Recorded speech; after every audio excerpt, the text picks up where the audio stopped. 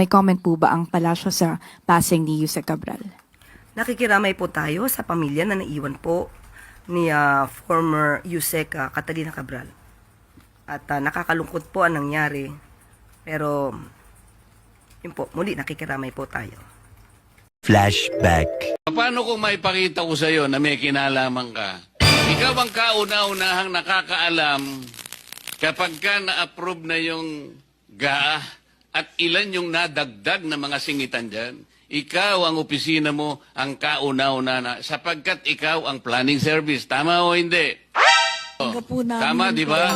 Pero alam mo din kung sino yung parating mga pumupunta sa opisina mo dito sa mga insertions na ito. Dito ako interesado.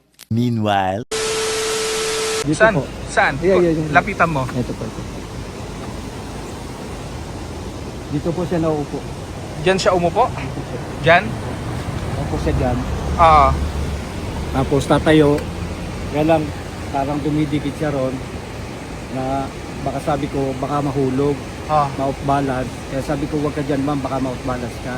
ah, Eh, 3 beses po siya sinaway. ah. Kaya lang, ganun pa rin. Pero nung bandang huli nung inano kami ng pulis, hindi na. Kasi tumabay na akong papunta ron.